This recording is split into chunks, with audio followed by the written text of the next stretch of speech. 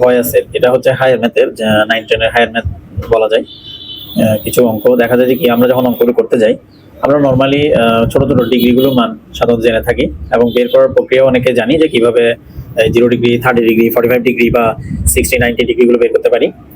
কিন্তু যখন ডিগ্রিটা অনেক বড় হয়ে যায়, এটা হচ্ছে হায়ার ম্যাথের 9-10 এর হায়ার ম্যাথের অধ্যায় 8.3 ত্রিকোণমিতির 8.3। তো এই চ্যাপ্টারে আমরা দেখি যে বড় বড় ডিগ্রি কতগুলো মান বের করতে বলে। এখন এগুলো কিভাবে করব? এগুলো করার জন্য সর্বপ্রথম আমাদেরকে যেটা জানতে হবে, যখন এখানে বড় ডিগ্রি হয়ে যায়, যদি ভিজুর সমকোণ হয়, একটা কথা মনে রাখতে হবে, যদি ভিজুর সমকোণ হয় তবে সেক্ষেত্রে সাইনের পরিবর্তে কস হয়। আর কজের ক্ষেত্রে ভিজুর সমকোণ আসলে সাইন থিটা হবে। ট্যান হলে সেক্ষেত্রে ভিজুর সমকোণের ক্ষেত্রে গিয়ে কট হবে, কটের পরিবর্তে আবার ট্যান হয়। সেকের পরিবর্তে কোসেক, কোসেকের পরিবর্তে সেক। তবে এখানে একটা মজার বিষয় হচ্ছে যে আমরা জানি যে সাইনের উল্টা কিন্তু কোসেক, কিন্তু ত্রিকোণমিতির ক্ষেত্রে এসে সাইনের উল্টা কোনো হিসাব নাই। ত্রিকোণমিতির যখন আমরা ভিজুর সমকোণ হয় তখন একটার পরিবর্তে আরেকটা বসে, তার মানে সাইনের উল্টা কস বসে না, মানে এটা হচ্ছে সাইনের পরিবর্তে কস বসে।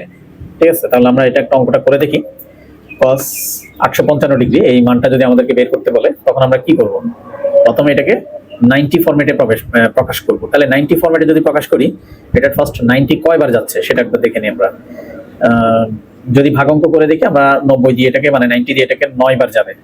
9 বার গেলে 9 9 81, দ্যাট মিন্স 810। তো 9 বার যাওয়ার পরেও আরো কিছু ডিগ্রি রয়ে যায়, সেটা হচ্ছে কত? 45 ডিগ্রি রয়ে গেছে, আরো 45 ডিগ্রি রয়ে গেছে। আচ্ছা, তাহলে এখন আমরা দেখতে পাচ্ছি যে cos এটা ভিজুর সমকোণ না?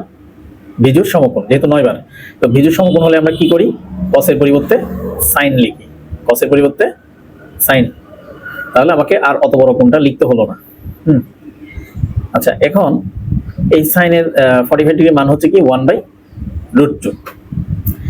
ঠিক আছে, এখন sin 45 ডিগ্রি মান তো আমরা জানি, আমরা হয়তো বা cos 855 ডিগ্রি মান পুরোটা জানি না, বাট sin 45 ডিগ্রি মান তো আমরা জানি। তো এইখানে আরেকটা ছোট্ট প্রশ্ন রয়ে গেছে, সেটা হচ্ছে কি এই জায়গায়, মানে সাইনের আগে এখানে কি প্লাস চিহ্ন বসবে না মাইনাস চিহ্ন বসবে? এটা একটা প্রশ্ন।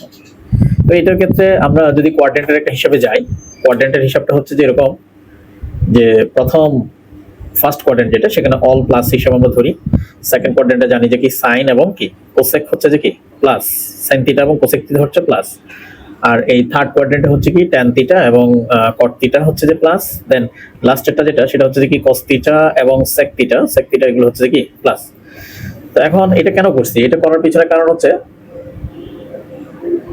এই cos 90 যে 9 বার বলছি, সেটা কোথায় গিয়ে আমরা কোন ঘরে গিয়ে পড়ছে এটা একটু দেখবো। এই মানটা মানে 45 ডিগ্রিটা, তো 9 বার যেহেতু বলছে, মানে 9 বার যেহেতু হয়েছে, এখানে আমরা জানি যে একবার ঘুরে আসলে 4 বার 90 হয়, দ্বিতীয়বার হইলে হবে 8 বার 90 হবে এই জায়গায়, মানে এইখানে 8 বার 90 হয়েছে অলরেডি, এখানে আরেকবার আসলে 99 বার, এবং 45 ডিগ্রি যেহেতু আরো প্লাস হলে এই ঘরে পড়ছে। তাহলে ওই ঘরে cos কি আছে? cos কি এই ঘরে আছে আদৌ? যদি না থাকে তাহলে এখানে একটা মাইনাস হবে, যেহেতু আমরা জানি যে ওই ঘরে cos এর ক্ষেত্রে কি নেগেটিভ, cos এর ক্ষেত্রে নেগেটিভ, তাহলে এটার আগে একটা মাইনাস সাইন আসবে। এই হচ্ছে ব্যাপার।